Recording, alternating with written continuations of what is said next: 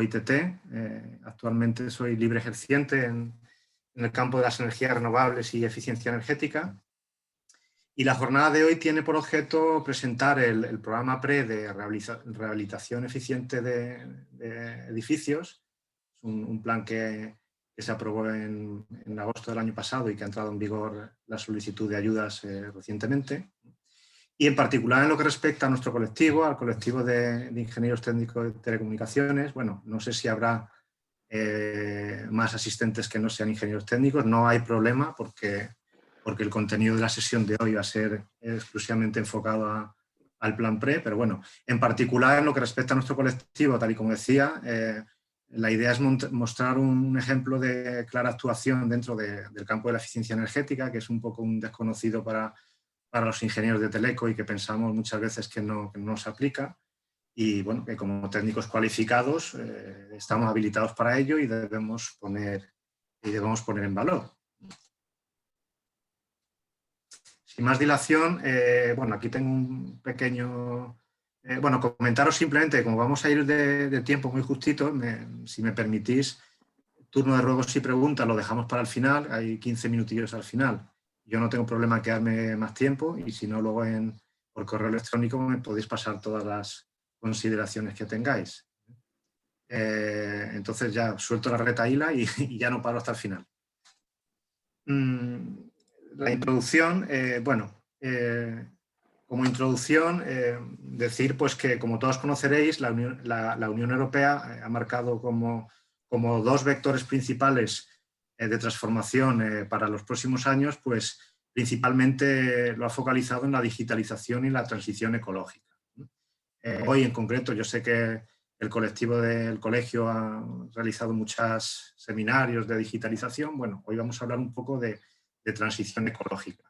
Y para ponerlo un poco en contexto, tenemos que hablar como todos conoceréis, Europa tiene planteada una hoja de ruta que es más conocida como la hoja de ruta 2050.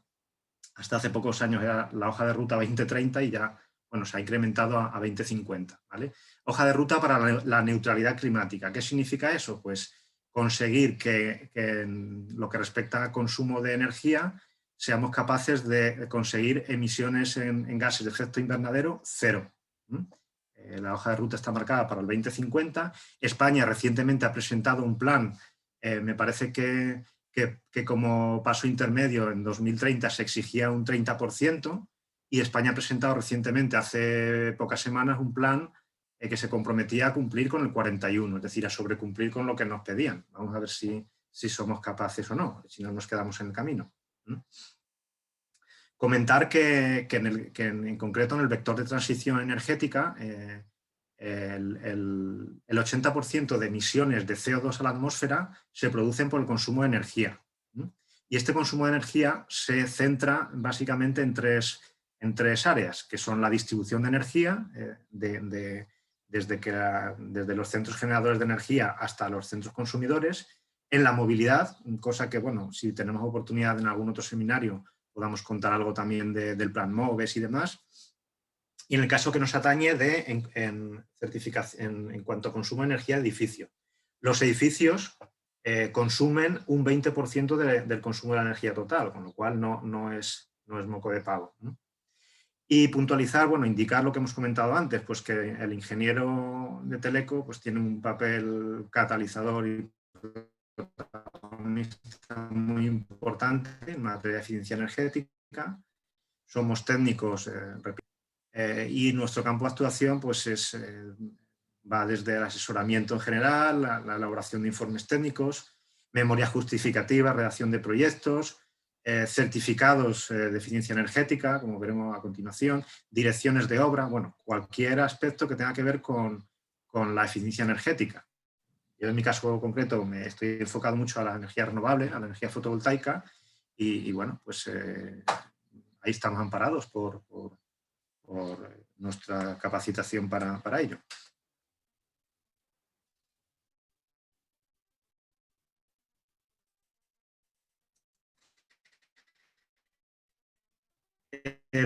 Paso a presentar en sí lo que es el plan PRE. El plan de rehabilitación, bueno, que genera a nivel estatal, el instituto tiene una dotación presupuestaria de 300 millones de euros para todo el territorio nacional y luego lo que hace es delegar en las comunidades autónomas toda la gestión, ¿vale?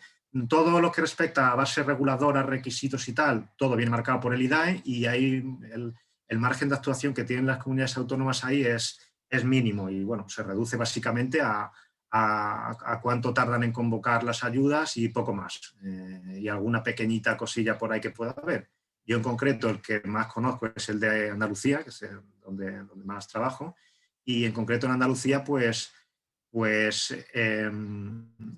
en Andalucía lo gestiona, en concreto en la Junta de Andalucía lo gestiona la Agencia Andaluza de la Energía, y en Andalucía tiene una dotación presupuestaria de 49,3 millones aproximadamente. En lo sucesivo ya hablaré de Andalucía, perdonad por lo que no sé de aquí, pero bueno, se puede extrapolar al resto, lo único que cambiará es la fecha de convocatoria, no habrá muchas variaciones. ¿Vale? En Andalucía el plazo de solicitudes se abrió el 17 de febrero, en otras comunidades fue antes, en otras después, en otras no sé si ha habido alguna que ni siquiera se ha abierto todavía. Bueno. Los objetivos principales de este plan impulsor, bueno, pues es, valga la redundancia, impulsar, dar un impulso a la sostenibilidad en la edificación y para ello se focaliza en dos vertientes, en dos parámetros que son obligatorios. Vamos, la intención de este plan es poner foco en la reducción de emisiones de CO2 a la atmósfera y en la disminución del consumo de energía final. Básicamente son dos parámetros que van de la mano uno del otro, pero no son exactamente lo mismo. Eso el que esté acostumbrado a realizar certificado de eficiencia energética conocerá que en ciertos escenarios hay alguna diferencia entre, no se traduce literalmente al 100% entre la energía final que se consume y las emisiones de CO2. Indicar también como coletilla que es un plan que realiza un apoyo especial a colectivos vulnerables, tanto a nivel individual como a edificios en sí, edificios con ciertas protecciones, edificios antiguos, con edificios precarios y demás, y como digo, también a personas físicas, a través de lo que se llama el bono social, que bueno, cualquiera que se considere colectivo vulnerable se puede acoger al bono social, que si lo conocéis alguno, bueno, básicamente lo que hace es reducirte un poco de tu factura eléctrica. ¿Vale? Los beneficiarios,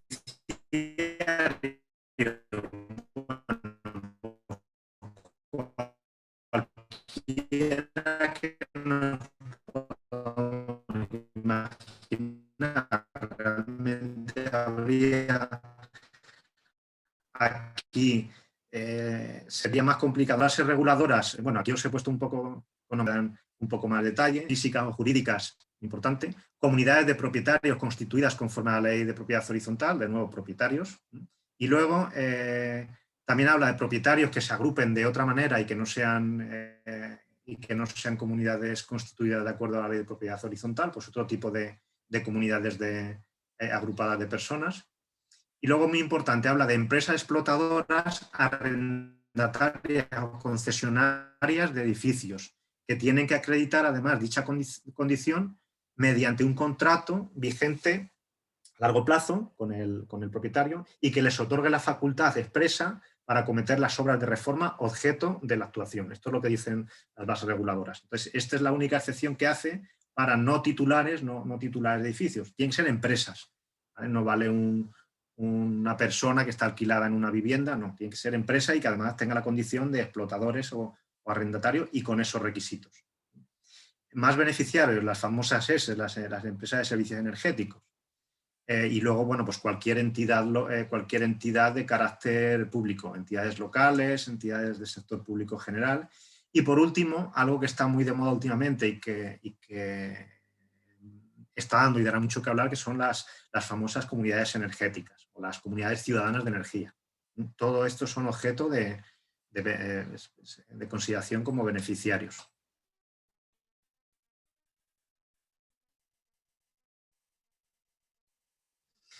El campo de aplicación, muy fácil. El nuevo no sirve porque el edificio nuevo, ya el propio Código Técnico de Edificación se le exige que cumpla con estas cosas. Entonces, para el edificio existente, y bueno, pues habría que decir, el edificio, tiene, la definición de edificio es la que aparece en la Ley de Ordenación de la Edificación. No voy a entrar aquí en detalles, para que todos nos entendamos todo lo que tiene paredes, por así decirlo. Un campo de fútbol es un edificio, bueno, pues a lo mejor las instalaciones cerradas que tiene se pueden ser consideradas como edificios, pero cambiar una luminaria de un campo de fútbol solo del campo de fútbol, pues probablemente entrará en conflicto con eh,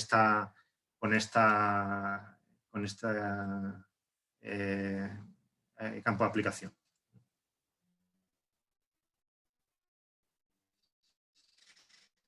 Vemos un poco por encima, sin entrar en detalle, los aspectos de tramitación. Luego, al final de la presentación, particular de los documentos específicos que se requiere para que lo podáis consultar. Y aquí voy a pasar un poco por encima. Como comenté, en Andalucía la apertura de plazo de solicitudes se inició el 17 de febrero de este año.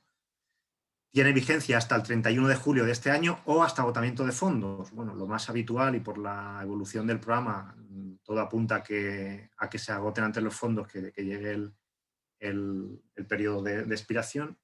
La tramitación se hace 100% de manera telemática, 100% telemática, y la tiene que realizar el beneficiario. Y tal es así que lo tiene que realizar con certificado digital. Es decir, tiene que tener certificado digital y la tiene que hacer el beneficiario. Cuando el beneficiario no sepa hacerlo, bueno, pues podrá delegarlo en alguien que considere oportuno, pero lo tendrá que hacer a título privado, pues pasándole su certificado digital, pero a todos los efectos, a efectos de responsabilidad y de tributarios y todo, quien lo ha solicitado es el beneficiario. El periodo de resolución que marca la agencia andaluza son 6 meses desde la fecha de solicitud.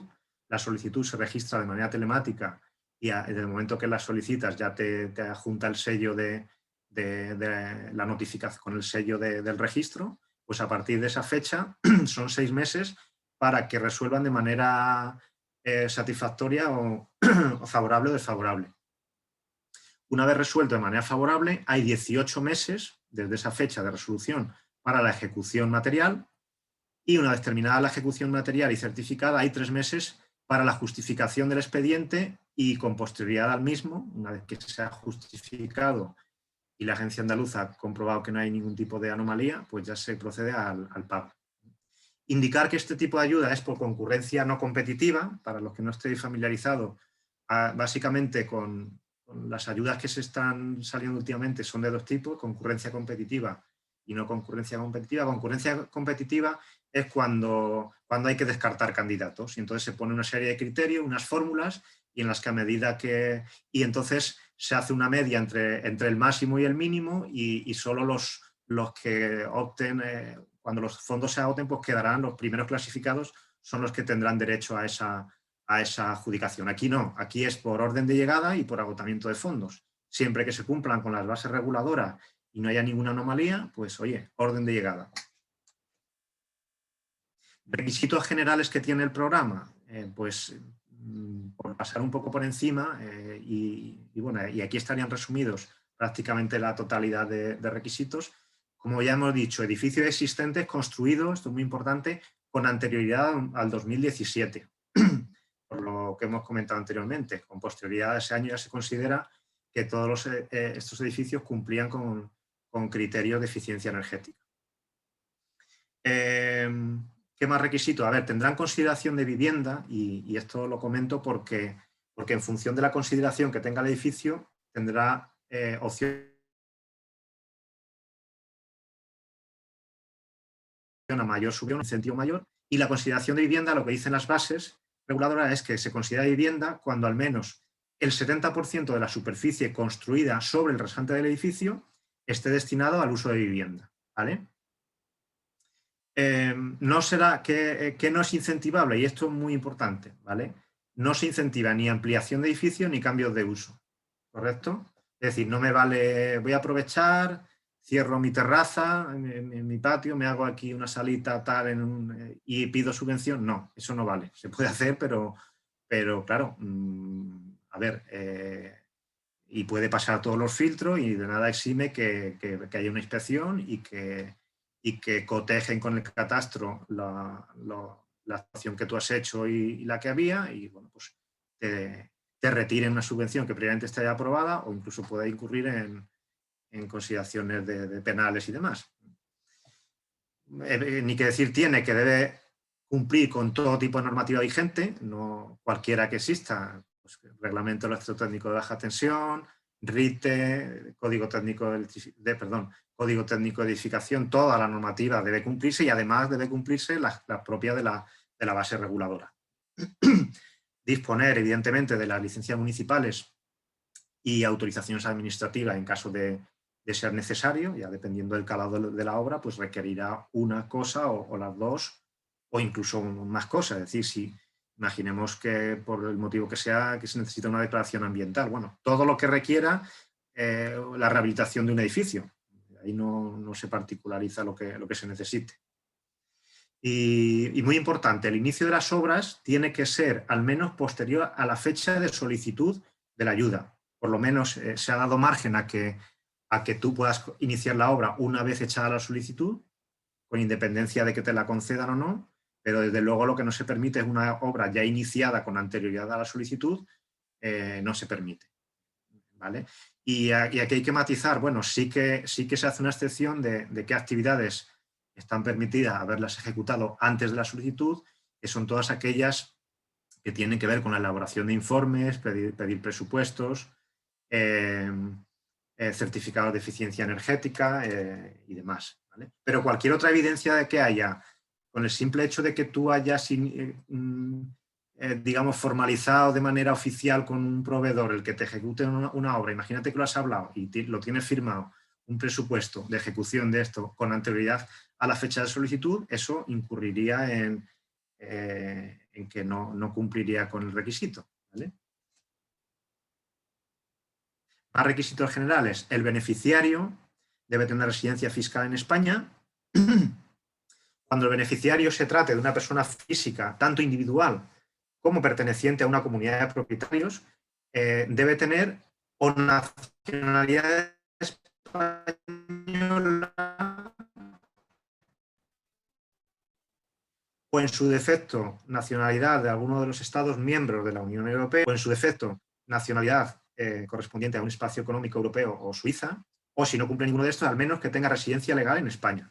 ¿Vale? Como al final, el corolario, que tenga residencia legal en España. Y esto debe ser acreditable luego, como aparecerá en las slides, y que tendréis oportunidad de verlo con más detenimiento, pues todo esto hay que justificarlo. Está corriente de pago de todo tipo de obligaciones fiscales, de seguridad social. Bueno, pues todo lo que se requiere, no tener deudas pendientes, no incurrir en ninguna de las circunstancias. Deudas no me refiero a que nos falte la hipoteca por pagar, eso no se considera, bueno, no incurrir en ninguna de las circunstancias previstas en la Ley General de Subvenciones. Y aquí, por ejemplo, la Ley General de Subvenciones contempla, si por ejemplo nosotros hubiéramos tenido una ayuda exactamente igual o con el mismo alcance que esta estamos pidiendo, lo que ya no recuerdo es el plazo de los años, pues no nos correspondería esta tampoco, ¿vale? Todo esto al final lo que se traduce es que el solicitante tiene, como parte de la documentación a entregar, tiene que entregar una declaración responsable en la que diga que es conocedor de todo este tipo de exenciones y que si no las cumple, pues al final, si se investiga y se detecta, pues es objeto de retirada de la subvención. Un apunte más, por aquí surge la duda. Una comunidad de vecinos en la que un solo propietario no cumpla con alguna cosa de esta, al menos con la más mínima, ¿quiere decir que ya no le dan la subvención a la comunidad en sí? No. Lo que quiere decir es que esa subvención, la parte proporcional que le correspondiera a ese beneficiario, la comunidad está obligada a no transferírsela. Y además la agencia pide una acreditación de que no sea así. Y esa parte que le corresponde a ese usuario, a ese beneficiario, pues se repartiría de manera prorrateada entre los demás. ¿Vale? ¿A dónde voy con esto? Y esto es motivo de conflicto en las comunidades de vecinos, en las que imaginaos que uno no cumpla o no quiera y la comunidad de vecinos decida acometerla por votación y demás, pues no solo tendría que tragar, digamos, por así decirlo, sino que tendría que subvencionar, siempre que sea una actuación comunitaria, la parte que le correspondiera, pagarla sin subvención, ¿vale? Por haber incumplido alguno de estos requisitos. Es decir, esto los administradores de fincas tienen que tenerlo muy claro de cara a explicarlo a sus vecinos. No es necesario estar empadronado en la vivienda objeto de la ayuda, ¿vale? Se permiten segundas viviendas, bueno, todo esto son preguntas que se han ido respondiendo. No es necesario estar empadronado, simplemente pues tener residencia fiscal. Y luego, como requisitos técnicos, se piden dos cosas básicas para tener la subvención básica, que es incrementar una letra en la calificación energética en cuanto a emisiones de CO2 y reducir el consumo de energía final al menos en un 10%.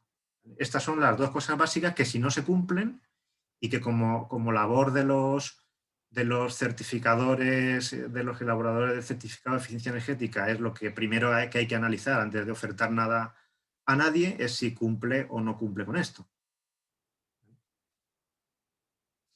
Y pasamos ya a ver los costes elegibles. ¿Qué es el coste elegible? Pues muy sencillo. El coste elegible no es más que la parte de inversión, la parte de presupuesto, que está dentro del alcance de la ayuda y que es objeto de ayuda, de subvención propiamente dicha. ¿Qué quiero decir con esto? Que si nosotros vamos a ejecutar una obra en nuestra vivienda, en nuestra comunidad de vecinos, y hay alguna partida que no está dentro del alcance subvencionable, nada, no pasa nada. En el presupuesto se desglosará el porcentaje de ayuda que corresponda a la parte elegible. Como costes elegibles, bueno, pues prácticamente todo, prácticamente todo. Me queda la duda ahora del impuesto del IVA, ¿vale? Eso tendría que leerlo con detalle, porque normalmente en este tipo de ayudas, si el beneficiario se desgrava el IVA, entonces, no, si no se lo desgrava, que es el beneficiario final, está incluido el impuesto, pero si se lo desgrava no está incluido.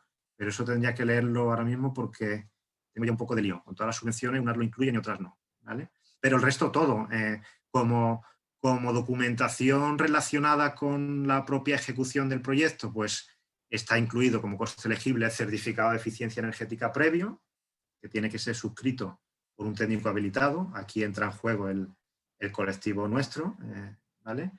Ese certificado, el que esté habituado a hacerlo ya lo conocerá, el que no, pues es un certificado de eficiencia energética que evidencie las condiciones iniciales de la vivienda y que además proponga como medidas de mejora aquellas que vamos a solicitar en la subvención. En el caso de que el edificio no esté sujeto a un certificado de eficiencia energética, que hay edificios que no están sujetos a ello, pues simplemente habría que aportar una memoria justificativa en la que se demostrara que tenemos un ahorro en energía final del 20%. Se le incrementa un 20% más al requisito inicial por el hecho de al no poder comprobar lo del el incremento de una letra, pues eso compensaría, bueno, una cosa por la otra. Esta memoria también tiene que estar expedida por un técnico habilitado. Proyecto técnico, memoria, cuando no se necesite proyecto técnico, lo mismo, expedido por un técnico habilitado. La propia dirección facultativa, en el caso de obras con proyecto, procede dirección facultativa, pues es un coste elegible también y que también está dentro del ámbito de los trabajos que realizamos como profesionales. Y luego, subvencionables, elegible, también la propia ejecución material de la obra por parte de la empresa ejecutora. Costes elegibles, los costes de gestión. Si el beneficiario quiere delegar la gestión tanto de la solicitud de la subvención como de la justificación en alguien externo y lo firma y lo acredita, pues ese coste también es elegible hasta un máximo, ¿vale? Hay un máximo en cuanto a porcentaje y en cuanto a un valor absoluto también. No sé si es un 4% en un caso, un 10% en otro y hasta un determinado valor. Eso tendría que verlo en detalle. Y costes elegibles en lo que respecta a el después, a la justificación, pues el certificado de eficiencia energética, el segundo que hay que hacer, que es certificado posterior, que se acredite que la obra que se ha ejecutado realmente cumple con lo previsto. Y muy importante, el informe auditor, que tiene que estar realizado por una empresa independiente a quien ha hecho la ejecución material de la obra, ¿vale? El famoso OCA. Tiene que ser un organismo de control autorizado, independiente y ajeno totalmente a incluso yo creo que tiene que ser ajeno al director de obra y al que ha redactado el proyecto, para no tener ningún tipo de vinculación, ¿vale? Tipologías de actuación. No voy a desglosar, lo desglosaré más adelante en qué consiste cada una. Quedaos con que hay 3 grandes grupos. El primero, el que afecta a la envolvente térmica. La envolvente térmica es lo que separa el exterior del interior, así en pocas palabras, aunque eso tiene sus matices. Cualquier actuación en instalaciones de energías renovables que mejoren a nivel térmico, tanto calefacción, climatización, como agua caliente sanitaria. ¿Vale? Aquí se deja, y es un poco el caballo de batalla, como todos sabéis, los certificados de eficiencia energética solo consideran como parametrizable los consumos y las contribuciones de las instalaciones térmicas y de las instalaciones de iluminación, pero se dejan otros consumos, como pueden ser los consumos de los electrodomésticos y demás. Bueno, pues por ende, como todo esto tiene que ir justificado por un certificado de eficiencia energética, todo va referido a instalaciones térmicas, ¿vale? Se divide en 5 subgrupos que veremos a continuación. Y luego un tercer grupo, una tercera actuación, que es instalaciones de iluminación.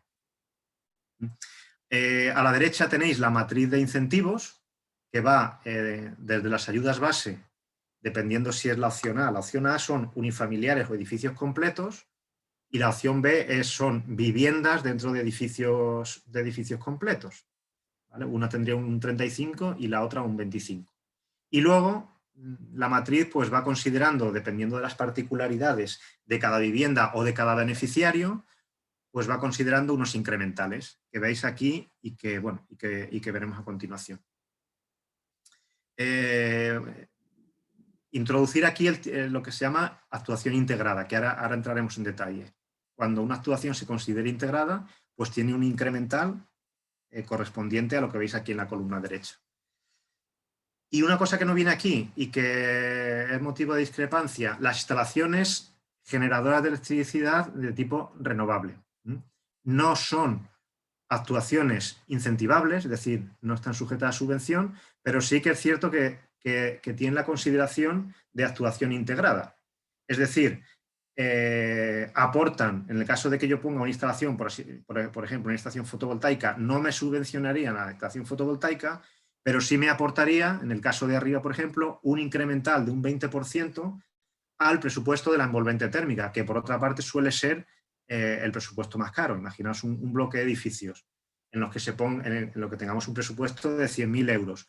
Una instalación fotovoltaica podría costar 10.000 euros. Bueno, pues a cambio de tener que invertir 10.000 euros más, tenemos 20.000 euros más de bonificación en la envolvente, ¿vale? O sea que es un elemento muy a tener en cuenta y muy apetecible. Actuación integrada. Vale, actuación integrada se considera como actuación integrada. Tienen derecho a ayuda adicional por actuación integrada los siguientes casos. En el caso de viviendas y edificios de otros usos, es decir, para todos los casos, cuando combinemos la tipología 1, es decir, la actuación en la envolvente térmica, cuando se combine esa tiene que ser mandatoria siempre, con cualquiera de la 2.1, 2.2, 2.3 o 2.4, con cualquier actuación, con cualquier instalación térmica, que veremos ahora. O en su defecto, también tiene la consideración de integrado cuando vaya en combinación con una instalación de generación de energía renovable. ¿Y qué requisitos se piden? Pues aquí como veis, para considerarse como integrada, los requisitos son mayores que para tener la subvención base. Y se pide que la actuación 1, que la actuación en la envolvente térmica, reduzca la demanda global en calefacción y refrigeración al menos un 30%. Esto hay que tener mucho ojo a realizar los certificados de eficiencia energética porque si queremos tener la consideración de integrada, tenemos que ver que cumpla con que la tipología 1 haya reducido un 30% la demanda para instalaciones térmicas, insisto de nuevo. ¿Qué otro requisito? Bueno, pues que el resto de actuaciones, si son actuaciones 2.3, 2.2 y 2.4, y esto también es muy importante, que sustituyan al menos el 60% de la potencia térmica, y aquí veremos que, por ejemplo, poner una bomba aerotérmica para calentamiento de agua probablemente no cumpliera, salvo un caso muy excepcional en que la contribución de consumo de energía del calentamiento de agua fuera infinitamente superior a la calefacción y a la climatización del edificio, ¿vale? Si no, normalmente para que cumpla el 60% hay que incluir las instalaciones de calefacción y climatización, ¿vale? Eso hay que tenerlo muy en cuenta porque podríamos quedarnos sin la actuación integrada si solo ponemos una bomba aerotérmica para agua caliente sanitaria. En el caso de la tipología 2.1, que es energía solar térmica, aquí es menos restrictivo. Bueno, lo que se pide es que el 30% de la demanda de energía para calentamiento de agua la proporcione la instalación solar térmica. Y por último, si metemos la instalación renovable, pues es un requisito muy fácilmente cumplible. Y es que la potencia de la instalación generadora sea superior al 10% de la potencia contratada. Eso se cumple prácticamente siempre, con 3 paneles que se pongan o con un aerogenerador mínimo. Bueno, pues la potencia, cumplir con el 10%, imaginaos, la potencia mínima que puede tener una vivienda, que son 3 kilovatios, pues con que tenga una instalación generadora de 300 vatios, que es ni medio panel fotovoltaico, cumpliría, ¿vale? Hombre, habría que irnos, habría que, en edificios que a lo mejor tienen potencias contratadas de 100.000 vatios, que es una barbaridad, ya tienes que irte a una instalación generadora de 10.000 vatios, que también es insignificante. Y otro caso de actuación integrada, solo para edificio de otros usos, es la combinación de una actuación en la envolvente térmica con una actuación en iluminación que al menos renueve el 25% de la superficie de iluminación del edificio. ¿Vale? Es otra consideración que se tiene para edificios de otros usos nada más, no para viviendas habituales. Edificios de otros usos pueden ser industrias, locales, etcétera, etcétera. El espíritu de las tipologías, pues son las que pongo aquí. El espíritu de la tipología 1 es reducir la demanda de energía, es decir, consumir menos. Me da igual si tú de lo que consumes luego es renovable, no, el objetivo es que consuman menos y de eso se encarga el actuar en la envolvente térmica. Aislar tu edificio de tal forma que no se pierda energía, ni en verano ni en invierno, ¿vale? Y luego la tipología 2 va más bien orientada a lo que hemos hablado antes, en reducir el consumo de energía final, de energía, porque son máquinas más eficientes, porque son máquinas de energía renovable y con eso conseguimos pues, reducir la energía final. Y la tipología 3, al tratarse de iluminación, ni que decir tiene que el espíritu es reducir el consumo de energía final en las instalaciones de iluminación. Entrando en materia, y voy a intentar pasar por encima, vamos un poquito más de tiempo, a describir cada una de ellas. Mirad, la tipología 1, envolvente térmica. Bueno, pues como su propio nombre indica y el que conozca qué es la envolvente térmica, no voy a definir, ahí os lo pongo, qué es la envolvente térmica. Es una parrafada en la cual, bueno, salvo excepciones, la interpretación de envolvente térmica es aquello que separa el exterior de un edificio con el interior, o aquello que separa dos interiores cuando lo que hay por ejemplo, particiones, que es una envolvente térmica entre particiones interiores, pues cuando separan recintos habitables de los no habitables. Podemos tener dos recintos, uno que sea habitable y otro que no sea habitable, por ejemplo, una vivienda y un local, en la que el local no sea habitable, y aquí entraríamos en discusión de si un local es habitable o no habitable, ¿vale? Pues eso también sería envolvente térmico, pero no voy a entrar en explicaciones, ¿vale? Cualquier actuación que lo que haga es aislar térmicamente esa envolvente térmica entra dentro de la tipología 1. Y sus instalaciones auxiliares. No perdamos de vista que son actuaciones en obra civil y ni que decir tiene pues que todo tipo de andamiajes, grúas, obras previas. Imaginaos que la vivienda es una cosa que me está surgiendo recientemente mucho, viviendas de propietarios que lo que tienen es básicamente humedades, la humedad propiamente dicha y estrictamente hablando, aunque contribuye térmicamente, estaría fuera de alcance de esta subvención, pero si tú quieres ejecutar una actuación en la envolvente para aislarla térmicamente y tienes filtraciones de agua, primero tienes que solucionar las filtraciones de agua. Bueno, pues eso también está considerado como coste elegible. Y como ejemplos, pues cualquier tipo de aislamiento en base a poliestireno, lanas minerales, poliuretanos, pinturas aislantes, tanto en exterior como en exterior, aislantes térmicamente, no estoy hablando ni de acústicas ni de otro tipo de cosas. Creación de cámaras de aire, acristalamiento o cerramientos, persianas, toldo, sellado de huecos, bueno, infinidad de cosas.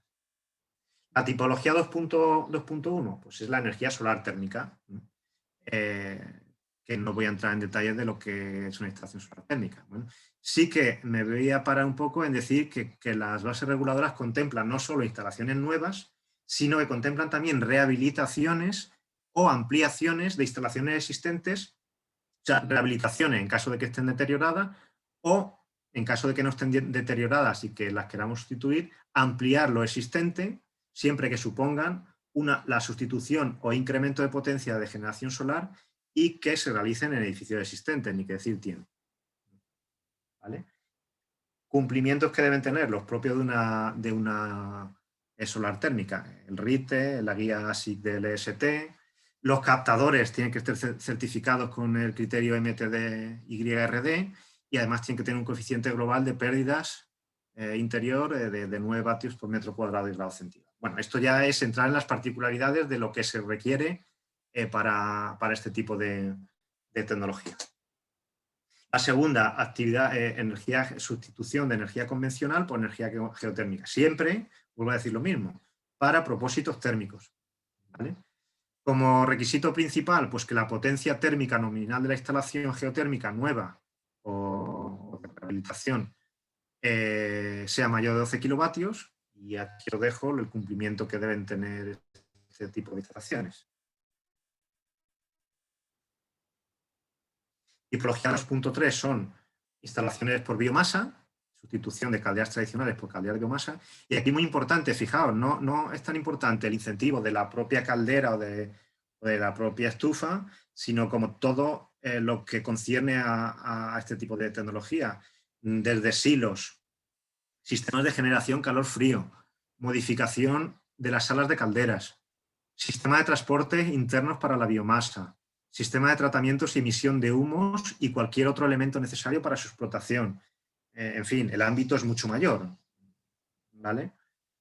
Y nada, os dejo también los cumplimientos que tiene que tener en cuanto a normativas.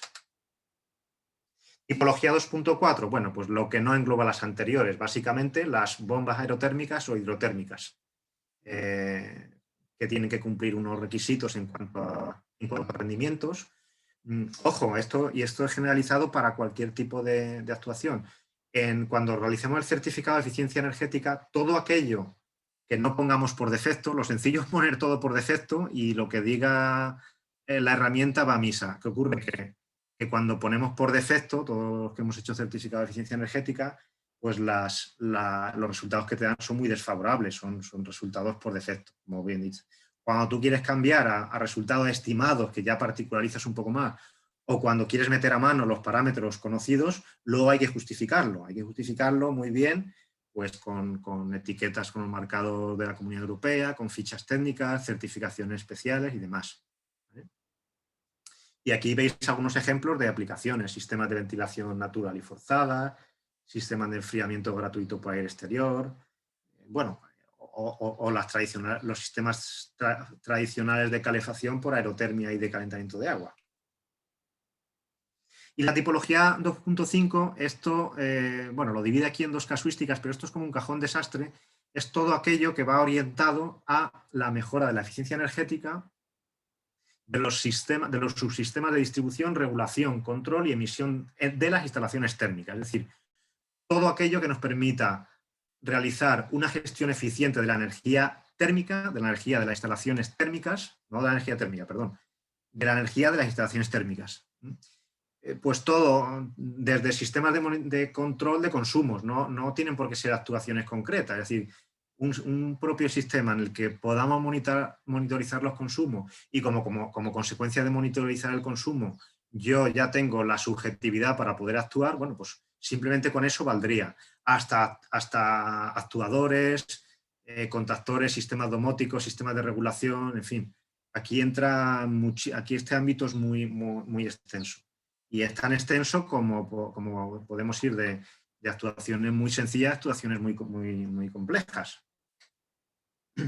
Y por último, la tipología 3, la que concierne a la mejora energética en instalaciones de iluminación, pues los requisitos principales es que la potencia instalada en iluminación nueva o en la existente sobre la que se actúe tiene que ser mayor de 10 kilovatios eléctricos, ojo, no son lumínicos, 10 kilovatios eléctricos en viviendas, en edificios de viviendas colectivas, o de 40 kilovatios eléctricos en el resto de edificios. Con lo cual ya veis que para una vivienda habitual esto no aplica, salvo que tengamos unas potencias muy grandes. Y serán también subvencionables pues todo lo que hemos hablado anteriormente para la tipología 2.4, cualquier sistema de gestión eficiente de la energía para la iluminación.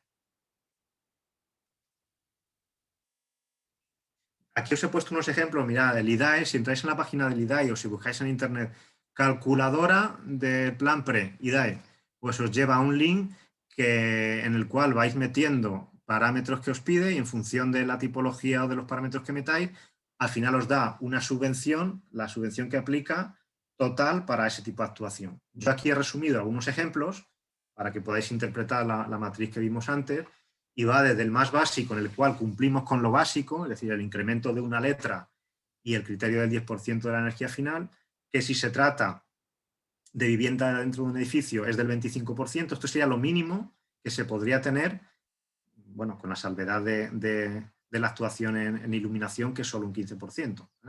En instalaciones térmicas lo mínimo es un 25% y podríamos irnos como máximo a un 85%. ¿Y cuál sería este caso? Pues mirad, un 85% nos lo da una actuación en la envolvente térmica, que el beneficiario o la instalación tuviera la consideración de colectivo vulnerable, por ejemplo, que el beneficiario tuviera un bono social. Imaginaos que ponemos una instalación solar térmica para calentamiento de agua y que además pasamos a una letra A, ¿vale? Entonces tendríamos el 35% base, el 15% por bono social, el 20% por instalación,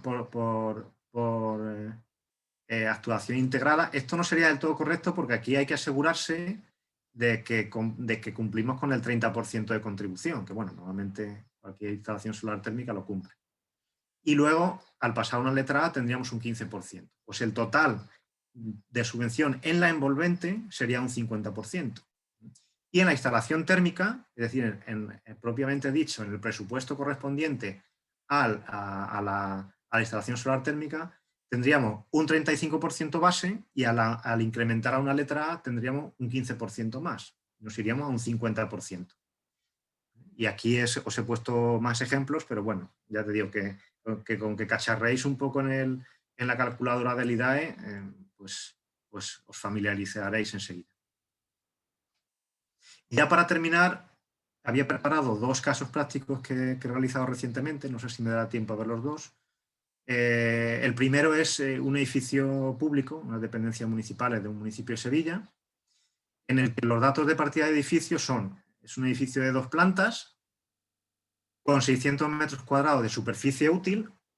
Importante, superficie útil. ¿Qué se entiende por superficie útil? Aquí no hay ni catastro ni nota simple, no. O sea, todo el que ha realizado certificado de eficiencia energética sabe que los metros cuadrados útiles que aparecen en el certificado de eficiencia energética son aquellos que el replanteador, el certificador, comprueba in situ en la vivienda, ¿vale? Es decir, el certificador tiene la obligación de asistir al edificio y comprobar in situ la vivienda, medirla, y con independencia, él no tiene por qué saber ni lo que aparece en catastro ni en nota simple, es lo que él verifique que hay allí, incluido, podría haber habitáculos que no estuvieran declarados en el catastro y que él diera fe que ahí están, pues son los metros útiles que él contempla. Ojo con esto, porque luego ahí puede saltar la liebre de si yo estoy pidiendo una actuación para metros cuadrados que no están en catastro, ¿vale? Bueno, pues este edificio tiene 600 metros cuadrados de superficie útil. El año de construcción es, bueno, pues como todos los edificios del año 1930. El estado de las cubiertas y fachadas está en su estado original, a excepción de las labores de mantenimiento habituales de pintura y demás, pero a lo que me refiero es que no se le ha aplicado ningún tratamiento térmico ni se ha rehabilitado la fachada ni nada, ¿vale? Las ventanas de este edificio en cuestión sí que las cambiaron hace tiempo y pusieron unas ventanas eficientes de PVC con doble vidrio. Tienen una instalación para calentamiento de agua sanitaria de gas natural.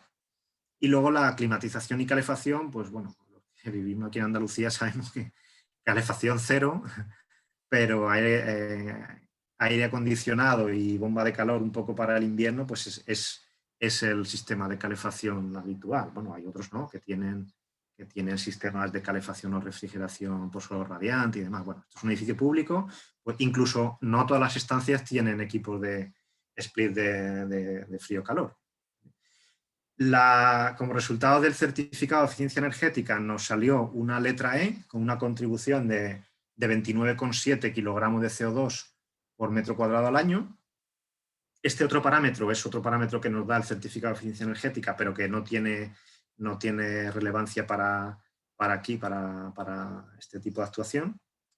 ¿Y qué propusimos ahí? Pues ahí propusimos un aislamiento térmico de cubierta y de fachada con una pintura térmicamente aislante, porque en cubiertas se pueden hacer muchas cosas y en fachadas hay desde el famoso SATE, que son las famosas planchas que por el exterior tienen apariencia de exterior y luego tienen una película de polietileno, de un material aislante y entonces se instala de manera invasiva en la pared, hay que anclarlo y demás. O tenemos actuaciones muy fáciles, como hay una serie de pinturas térmicamente aislantes, como es esta que propusimos nosotros en concreto, y que dan unos coeficientes de transmitancia relativamente bajos, incluso muy por debajo de los que pide el Código Técnico de Edificación. Para que os hagáis una idea, este tipo de pintura es el equivalente al poner un trasdosado de pladur, por ejemplo, con un rellenado de cámaras de aire con espuma. Fijaos que lo único que estamos haciendo es pintando una fachada, ¿vale? Se propuso también la instalación de una bomba aerotérmica con depósito acumulador de agua de 300 litros para agua caliente sanitaria. Con esto sustituimos la caldera de gas natural. Y luego una pequeña instalación fotovoltaica de 5 kilovatios. ¿Por qué hemos propuesto esto? Bueno, pues porque la instalación fotovoltaica, al margen de contribuir una vez que nosotros hemos aplicado el aislante en la fachada, ya consumimos menos energía, pero la que seguimos consumiendo, pues con la instalación fotovoltaica lo que hacemos es consumir mucho menos todavía y además, cosa que no se va a quedar patente en ningún sitio, salvo que quisiéramos hacerlo expreso en la memoria técnica, que bueno, sería también interesante hacerlo. No va a beneficiar en nada. Todos sabemos que una instalación fotovoltaica, por ejemplo, al margen de reducir energía eléctrica de las instalaciones térmicas, pues reduce energía eléctrica de cualquier consumo, pues de electrodomésticos, de motor, imaginaos que tengan motores, en fin, todo eso se estaría dejando al margen en el certificado de eficiencia energética de cara a consideración de ahorro de energía final, ¿vale? ¿Y por qué hemos incluido esto? Pues porque probablemente para que tenga la consideración de actuación integrada, lo que hemos dicho antes, una bomba aerotérmica para calentamiento de agua no justifica, en este caso es así, es patente, no llega al 60% de ahorro energético para propósito térmico. Por eso metemos una pequeña instalación fotovoltaica y con eso nos aseguramos el 20% de actuación integrada, ¿vale? Comprobación. Esto forma parte de las medidas de mejora a incluir en el primer certificado de eficiencia energética que enviamos. Pues tras realizar el estudio, y aquí tengo que matizar una cosa porque tengo un pequeño error. Al principio yo opción de un 30% de instalaciones térmicas tenía que cumplirse tanto en calefacción como en refrigeración, pero hoy leyendo bien las bases reguladoras he visto que habla de reducción de un 30% de energía global en calefacción y refrigeración. Es decir, que lo que yo aquí tengo marcado, que iría muy justito en refrigeración a un 36%, realmente no sería así. Tendríamos que irnos al certificado de eficiencia energética que hemos hecho, ver cuál es sin ninguna actuación, ver cuál es la demanda de energía sin actuación para calefacción y refrigeración, sumar esos dos valores una vez realizada la actuación y calcular el porcentaje. Si ese porcentaje es mayor del 30%, cumple el primer criterio necesario para considerarse como actuación integrada, ¿vale? Y luego las básicas que piden para poder pedir la actuación, pues es, en este caso hemos incrementado 2 letras, ¿vale? Hemos pasado de una E, perdón, a una C en emisiones de CO2 y luego, bueno, en reducción de energía final vamos sobrados. Se pedía un 10%, pues nada, con todo lo que hemos metido aquí llegamos al 60%. En total tendríamos incentivo base un 35%, actuación integrada un 20% y al saltar 2 letras, en este caso un 5%, un total de un 60% en la envolvente. Y en la instalación de aerotermia tendríamos solo un 35%. ¿Por qué? Porque la aerotermia no se consideraba actuación integrada de por sí. Si vamos a la matriz, ¿vale? Aquí veis aerotermia, la 2.4, aquí en la actuación integrada bonifica un 0%, ¿vale? Por eso nos quedamos en el base, que es un 35%.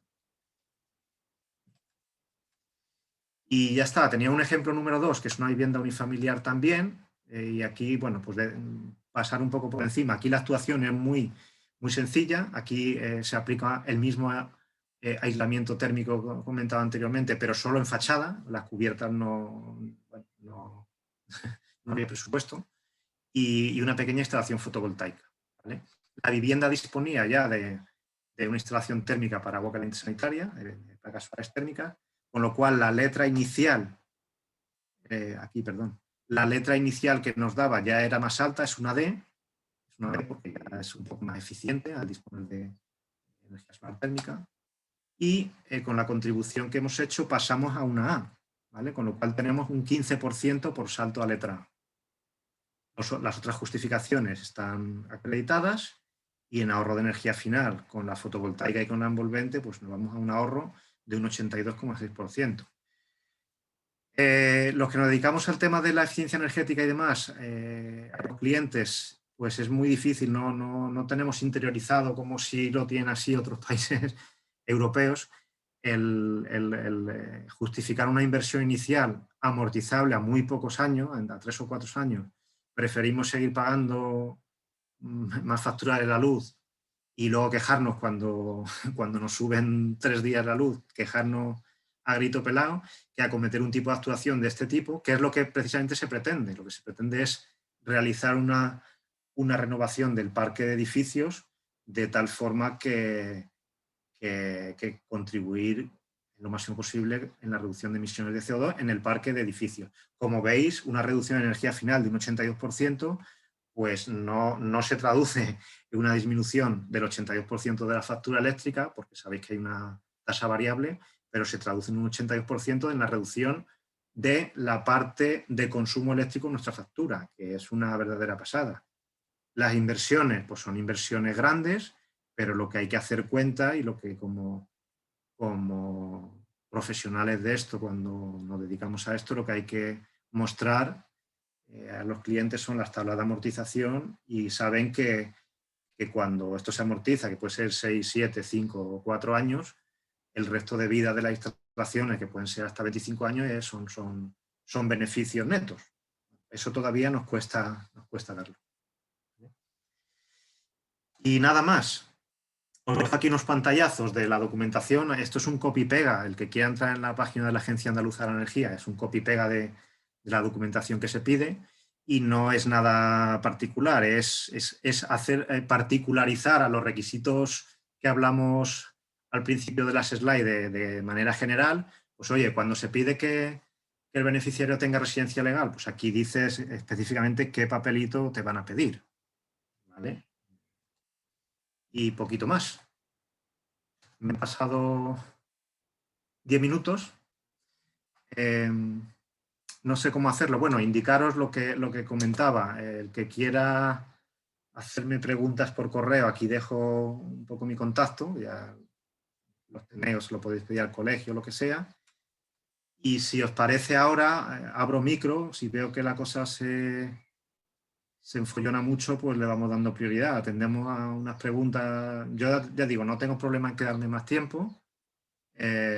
Abro micro y en lo que os pueda aclarar ahora así de memoria, pues os lo aclaro y lo que no lo aclaramos por correo. Bueno, abro micro no. Abrir micro los que queráis hacer alguna pregunta.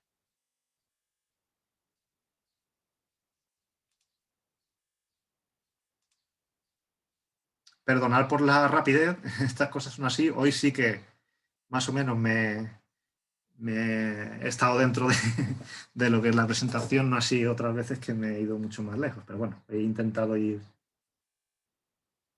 ajustarme.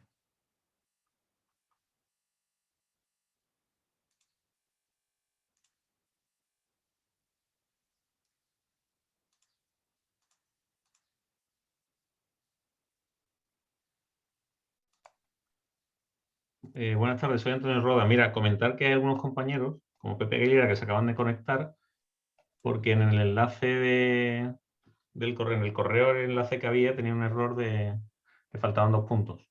Entonces hay gente que le ha dado fallos, Rafa, hay gente que le ha dado fallos al conectarse y Sí, se han quedado vaya, sin, por lo tanto, lo repetiremos pronto.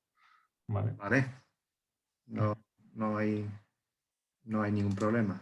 Por aquí por el chat están comentando de dónde se va a colgar la documentación, ¿eh?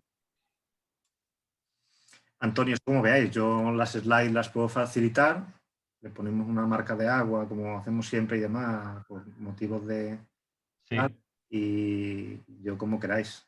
Os las Vale, por nuestra parte podemos enviar por correo electrónico a los asistentes y a los inscritos tanto la presentación como el vídeo, que también se ha grabado. Sí, oye, ¿me escucháis vosotros? Sí, ahora te estamos escuchando. Muy bajito.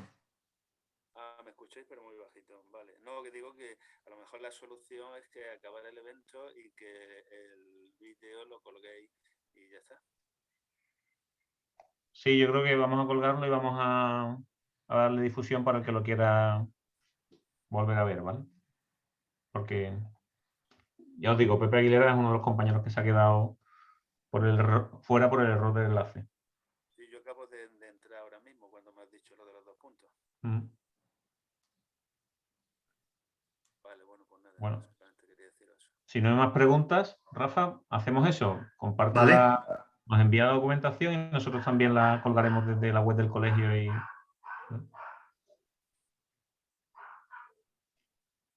hay una pregunta aquí por el chat de si se abrirá algún grupo de discusión referente a esto.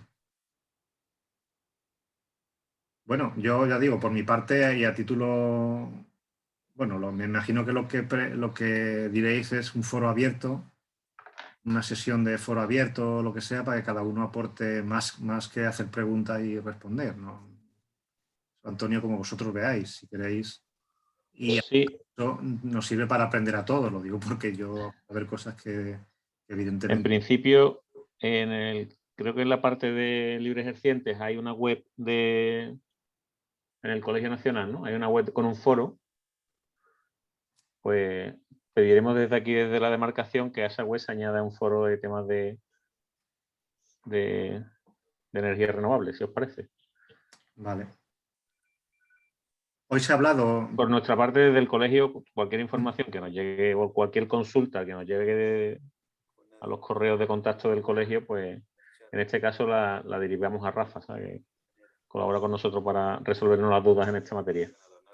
Bueno, duda o muchas veces ya digo que incluso no, hay cosas que no dejamos de aprender y que siempre nos encontramos como nuevas. Eso es. En fin. Hoy hemos hablado de temas digamos, de transformación ecológica en cuanto a viviendas. Bueno, había otra pata ahí muy importante que hablar, que es la de movilidad, que también hay ayudas por medio, el famoso Plan MOVES y demás, y que bueno, es otra de las patas que hay abiertas a nivel nacional. Y luego hay una medida que también está a nivel nacional, que es para ayudas de eficiencia energética para soluciones eficientemente energéticas, para empresas e industrias, enfocado un poco a lo que he dicho antes, sistema de gestión de energía y demás. También quiero recalcar, y perdona que me enrolle un poco, a ver, yo como profesional de esto, la conclusión a la que he llegado durante estos años es que todo este tipo de actuaciones que se hacen a día de hoy, sin subvención, ya son perfectamente amortizables. Es decir, ¿y a dónde voy con esto? Pues que sin tirarnos piedras contra nuestro propio tejado, las subvenciones a veces, al requerir tanta parafernalia y tanta tal, pues lo que hacen es incrementar un poco y a veces desvirtúan un poco el mercado. También, bueno, pues aprovechando la coyuntura de subvenciones, pues todo el mundo... Bueno, que digo que hay tecnologías suficientemente maduras y suficientemente amortizables como para que nuestro colectivo dependa única y exclusivamente de cuándo sale una subvención se la voy a ofrecer al cliente, que podemos contribuir en muchísimas más cosas sin subvenciones de este tipo. De hecho, yo en concreto soy más partidario de otro tipo de subvenciones, que las que van directamente a... Creo que sería más incentivador al cliente otro tipo de cosas que estas. Pero bueno, eso ya lo dejamos para el foro. No, después yo se lo llevaba en pendrive y se lo llevaba. Primero le llevé un 2013, la otra vez y ahora un 2016. Y los dos dan una cosa en la instalación. Entonces era probar con otra fuente distinta. Yo no te escucho nada, perdona. No sé.